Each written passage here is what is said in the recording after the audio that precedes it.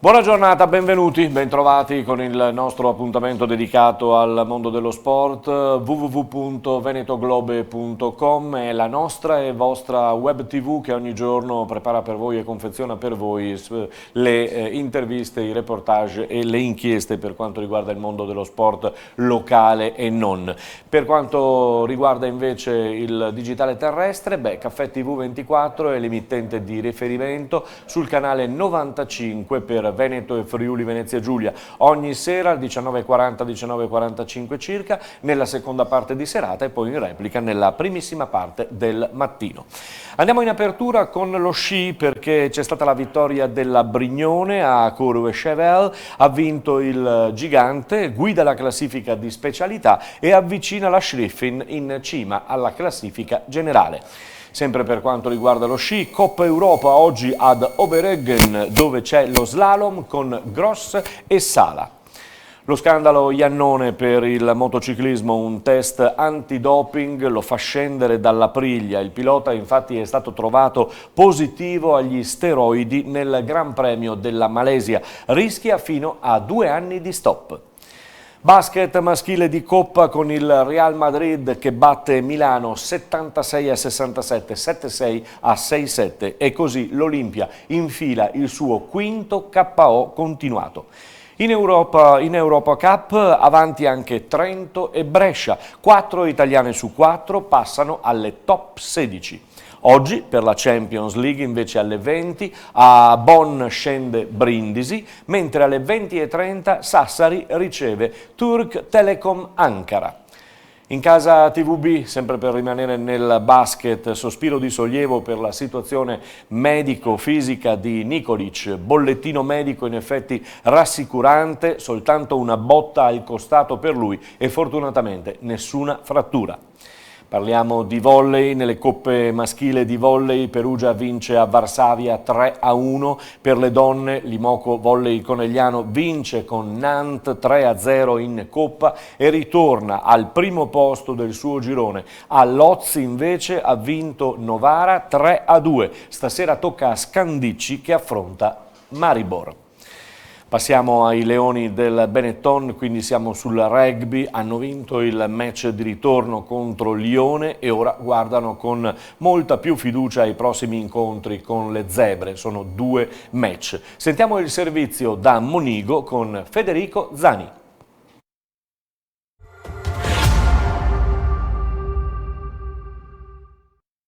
Zani, siamo ritornati finalmente alla vittoria, cosa che volevano tutti, ma anche voi.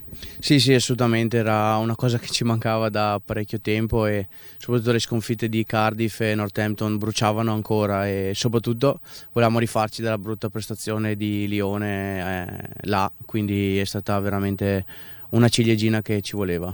Diversità di partita, di gara, insomma, a parte la vittoria. Sì, assolutamente, probabilmente anche l'atteggiamento con la quale l'abbiamo affrontata è stato migliore, la preparazione che abbiamo messo in campo nella cura del dettaglio si è vista e quindi abbiamo dimostrato di poter competere anche in Europa.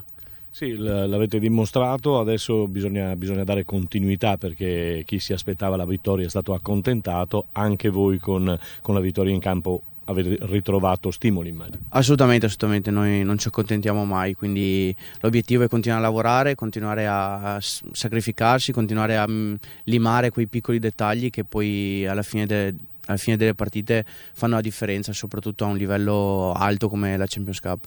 Se parlavano di pressioni prima, sabato avete avuto ancora più qualche pressione, ve la sentivate? Sì, sicuramente, però adesso è bello sentire la pressione, ci sentiamo confidenti nel gestire questi momenti e l'abbiamo dimostrato. Adesso dobbiamo confermare queste sensazioni e portarle in campo. E tutto qua per portare a casa tutte le partite.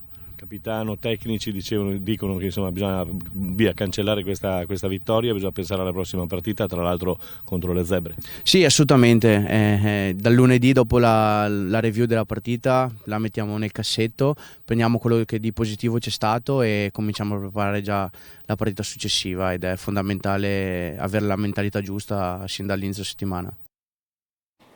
Questo era Federico Zani, pilone del Benetton Rugby. Adesso apriamo la pagina dedicata al calcio, la apriamo con il mondiale per club che si sta giocando a Doha. Il Flamengo vola in finale dopo aver battuto l'Al Hilal di Lucescu per 3-1. L'altra finalista la conosceremo stasera dopo Liverpool-Monterrey. Stasera tra l'altro c'è un'altra grande partita in bilico, una grande partita che se verrà mostrata sui canali televisivi sarà da non perdere sicuramente, ed è quella tra Barcellona e Real Madrid, il classico solito. Tutti dicono che si giocherà, ma attenzione perché a preoccupare a Barcellona è la sicurezza. Ci sono schierati 4.000 agenti e le squadre arriveranno allo stadio insieme 2 ore prima del match, che dovrebbe cominciare alle ore 20.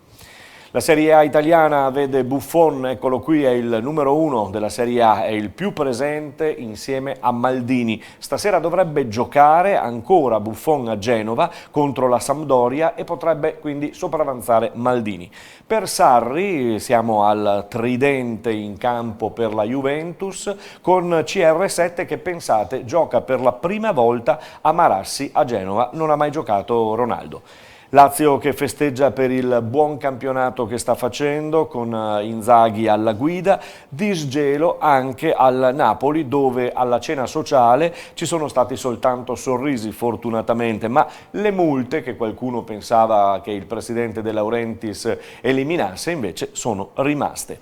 Al Milan si aspetta ancora la decisione di Ibrahimovic, ma è partita la trattativa per il francese Todibo, attualmente al Barcellona.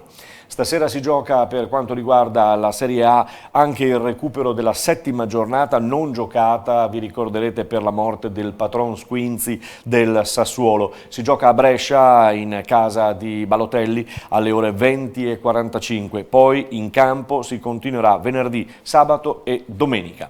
Passiamo alla Serie B dove le venete e le friulane si stanno ben distinguendo. C'è il Benevento di Pippo Inzaghi sempre in testa con 9 punti di vantaggio sul sorprendentissimo Pordenone di Tesser, che ieri sera ha festeggiato con la classica cena di Natale ed è stata, è un po' una consuetudine, anche una scaramanzia se volete, è stata consegnata una maglia della squadra alla Vescovo Pellegrini, lo fanno ogni anno a Pordenone. Salta a Trapani invece la panchina via Baldini e dentro Drago, eccolo, si comincia sabato per le nostre squadre con Cittadella, Chievo, Derby Veneto, Juve Stabia, Venezia, con un Venezia che preoccupa anche se tutti attendono il rientro in campo di Gianmarco Zigoni per trovare la via del gol. Il Pordenone, di cui parlavamo prima, giocherà domenica contro l'Ascoli alla Dacia Arena di Udine. Andiamo in Serie C dove il Lanerossi Vicenza di Patron Rosso con 4 punti di vantaggio sul Carpi si pone lì in testa alla classifica, a 36 c'è il Padova. Oggi tra l'altro si giocano le 3 altre partite dei quarti di finale dopo già il passaggio, la qualificazione della Ternana. Alle 20 scenderà in campo proprio il Lanerossi Vicenza che affronterà il Feralpi Salò dove gioca il coneglianese Baldassin. Serie D classifica: Campodarsego 39 punti, Legnago 33, Cartigliano 32, Montebelluna in mezzo alla classifica quota 24 dopo la vittoria per 1-0 contro il Belluno. Il Mestre è un po' l'autentica sorpresa, se vogliamo, del campionato. Il Mestre ferma sullo 0-0 la capolista Campodarsego di Andreucci. L'Eccellenza è il nostro campionato di riferimento, il Giorgione nel girone A vince e riduce a 3 punti di svantaggio lo svantaggio appunto sul Sona, mentre nel girone B il San Giorgio Sedico perde 1-0 a San Donà che a sua volta riapre per l'ennesima volta il campionato o quantomeno ci prova a riaprirlo. Il Montello ultimo a 9 punti dopo lo 0-0 con lo Spinea, pareggio annuale anche per il QDP, l'Union QDP che va a 13 punti con la Robeganese, 14 l'Union Pro che ha perso 2-1 contro l'Eclisse e proprio su questa partita che potete trovare in diretta, o meglio registrata in questo caso, ma in modalità on demand su i nostri canali Facebook e YouTube di Veneto Globe, andiamo a sentire Mister Gionco, il tecnico dell'Union Pro, ai nostri microfoni. Sicuramente si aspettava un altro risultato da come si era messa, insomma l'avevate anche, insomma eravate stati fortunati nel primo tempo con 3 occasioni d'oro che loro avevano sbagliato, poi avete castigati. Poi cosa è successo? Allora sì, giustamente magari al primo tempo, visto le occasioni dal gol create dai Careni, meritavano andare in vantaggio loro. Siamo stati bravi e fortunati a non aver subito il gol. Nel secondo tempo abbiamo preso noi il campo, abbiamo creato l'occasione dal gol e l'abbiamo fatta, l'abbiamo sfruttata. Poi è arrivato Babbo Natale in anticipo e ha fatto un paio di regali e è andata a finire 2-1 per loro. Al di là di quello, insomma, che poi vedremo le immagini, insomma, Sì. però bene sotto il profilo del gioco. Del Papa ha cominciato a mettere ordine lì davanti alla difesa, bene. Sì, sì, Gianluca è la pedina che ci serviva a noi per dare equilibrio al centrocampo, il metronomo. Oggi diciamo che ha fatto la partita intera e ci vuole un po' di tempo anche per fare entrare nei meccanismi anche Conte, quindi chiaro che questa sconfitta a livello morale non ci voleva, sappiamo che dobbiamo lottare non solo contro gli avversari ma contro tutto. Un po' sottotono Peron, poi si è fatto anche male, Sì.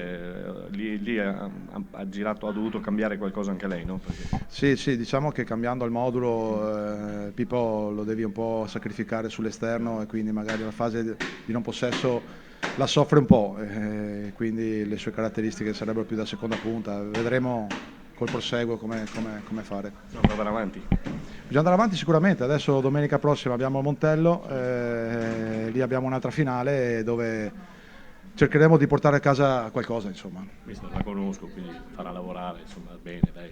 Ma sì, ma il morale era alto anche prima di questa partita, eravamo venuti qua sapendo di trovare una squadra in salute e abbiamo fatto la nostra partita, abbiamo saputo soffrire, solo che, come ho detto prima, poi Babbo Natale. Babbo Natale. Bocca al lupo. Grazie, arrivederci.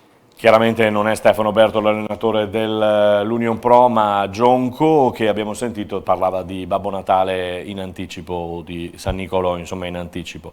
Real Martellago a 15, Lia Piave e Vittorio a 16, l'Eclisse a 17, domenica l'Eclisse Careni Pivigina affronta in casa il Portogruaro. È una partita importantissima per entrambe le formazioni. Tra l'altro il Portogruaro ha cambiato anche il tecnico, De Cecco se n'è andato. Promozione girone D, Pitergina capolista, a punti 33 dopo la vittoria per 3-0 contro il Godega, Treviso al secondo posto a punti 27 dopo la vittoria a Spresiano contro il Lovis, Fontanelle 90 gravitano a 26 punti, la lotta insomma sarà tutta lì tra Pitergina e Treviso per vedere se il Treviso riuscirà a balzare in testa alla classifica. Passiamo al basket in Serie A2 femminile, il Ponzano al Palacicogna ha giocato contro l'Alpo e ha purtroppo perso per 64-58, scivolando al quartultimo posto in classifica. Questa sera infrasettimanale per la compagine di Nicolas Zanco, nuovo tecnico al posto di Pippo Campagnolo, che dovrà affrontare però la capolista Moncaglieri. Prima di Natale, poi trasferta insidiosa come sempre a Udine, sempre per il Ponzano. In Serie B maschile siamo in chiusura, la Rucher Sanve contro la San Giorgese è tornata alla vittoria, era importante farlo e allora andiamo a sentire come ha reagito a questa vittoria e alla doppia possibilità di rimanere in testa con Bernareggio, Marco Mian.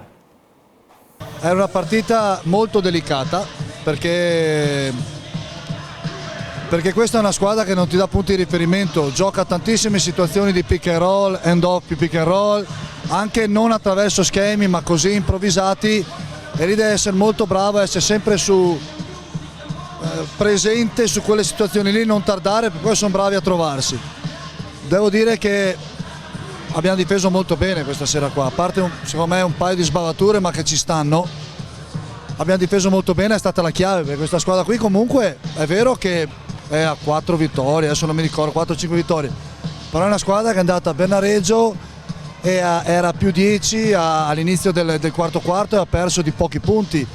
La squadra con Monfalcone ha perso in casa con 2 tiri Monfalcone di Scutiero incredibili, cioè è una squadra che ha portato tutte le squadre a giocare, è un gruppo che ha 2 esperti e tanti giovani e quindi è una partita che onestamente io temevo, anche perché arrivavamo da una sconfitta.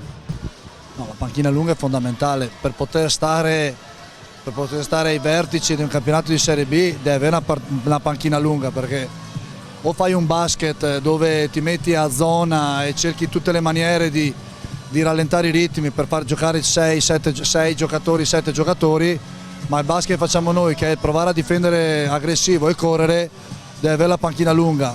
È vero che è una panchina lunga, è vero che ho dei giovani di qualità, ma sono pur sempre giovani.